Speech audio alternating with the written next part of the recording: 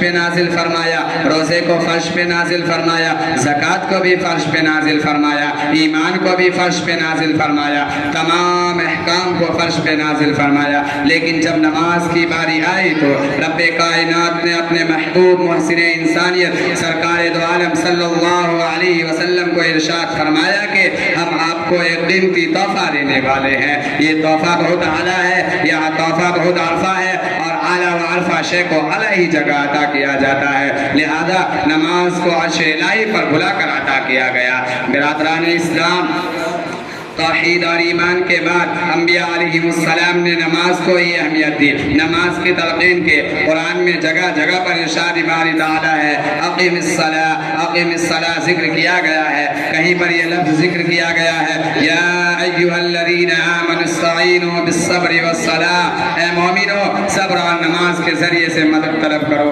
جب صحابہ کرام رضی اللہ تعالی علیہم اجمعین کو حضور صلی اللہ علیہ وسلم نے معراج کے تحفے کا ذکر کیا اور نماز کی بشارت دی تو تمام صحابہ کرام جھوم اٹھے، سبحان اللہ، اب تو ہمیں خدا سے مانگنے کا واسطہ اور صلہ مل گیا، اب تو 5 وقت کی نماز ادا کرے اور 500 نمازوں کا ثواب ملے۔ نماز جنت حاصل کرنے کا ذریعہ ہے، نماز رضا الہی حاصل کرنے کا وسیلہ ہے، نماز رسول کی محبت حاصل کرنے کا واسطہ ہے۔ کسی شاعر نے کیا خوب کہا ہے کہ دل میں ہر ایک انسان کی حسرت ہے جہاں کی، کہ دل میں ہر ایک انسان کی حسرت ہے جہاں کی، وہ باغے جہاں سر کے جھکانے میں ملے گا۔ عزیزان گرامی، کوئی متقی نماز کے بغیر متقی نہیں ہو سکتا، کوئی ولی نماز کے بغیر ولی نہیں ہو سکتا، کوئی قطب نماز کے بغیر قطب نہیں ہو سکتا۔ حضور صلی اللہ علیہ وسلم نے نماز ادا کی، صحابہ کرام نے بھی نماز کی پابندی کی، تابعین نے بھی نماز پر دعوت کی، تبع تابعین نے بھی ترک نماز نہیں کی، ائمہ مجتہدین نے بھی نماز کو پکڑے رکھا، اولیاء کرام نے بھی نماز کو اختیار کیا۔ آپ بتا دو کہ کسی نبی نے نماز ترکی ہو اور نبی بن گئے، کوئی ولی نماز کے بغیر ولی ہو گیا ہو، کوئی قطب نماز کے بغیر قطب بن گیا ہو، کوئی ابدال نماز کے بغیر ابدال بن گیا ہو، کوئی امام نماز کے بغیر امام بن گیا ہو، آپ بتا ہی نہیں سکتے، اس لیے کہ یہ عمل محبوب عمل ہے۔ نماز سے قلب کو نورانیت ملتی ہے، نماز سے ایمان و عقائد کو قوت ملتی ہے، نماز زندگی کو آفتاب سے زیادہ روشن کر دیتی ہے، نماز اس وقت چراغ کا کام کرتی ہے جس وقت چاروں سمت اندھیرا ہی اندھیرا ہو، یعنی قبر میں۔ نماز مصائب و پریشانی کو ٹال دیتی ہے، نماز انسان کو افضل و عرفہ بناتی ہے، کیوں نہ ہو کہ ایک یہی ایسا تحفہ ہے جس سے پڑھنے سے شیطان کا منہ کالا ہو جاتا ہے۔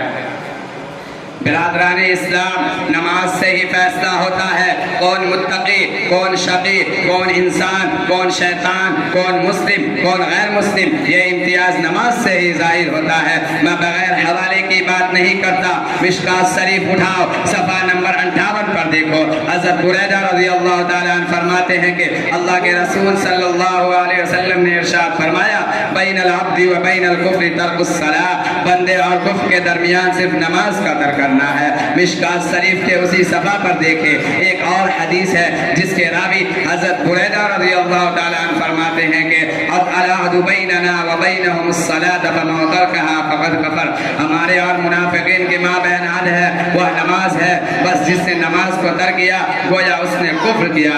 حضور پرنور صلی اللہ علیہ وسلم دوسری جگہ ارشاد فرماتے ہیں، من ترک الصلاۃ متعمدا فقد کفر، جس نے جان بوجھ کر نماز چھوڑا گویا اس نے کفر کیا۔ ان تمام حدیث کی روشنی میں نماز کی اہمیت اظہر من الشمس ہوتی ہے، اور نماز کو محسن کائنات سرکار دو عالم صلی اللہ علیہ وسلم نے اپنے آنکھوں کی ٹھنڈک بتائی ہے۔ یہ لفظ ہے قرۃ عین فی الصلاۃ، جب بندہ رب کائنات کے دربار میں اپنا سر خم کرتا ہے تو محسن کائنات سرکار دو عالم صلی اللہ علیہ وسلم کے آنکھوں کو ٹھنڈک ہوتی ہے، اور تارک الصلاۃ سے نبی آخر الزمان سرکار دو عالم صلی اللہ علیہ وسلم کو تکلیف ہوتی ہے، اور جس نے بھی حضور صلی اللہ علیہ وسلم کو تکلیف پہنچائی گویا اس کی دنیا اور آخرت برباد ہے۔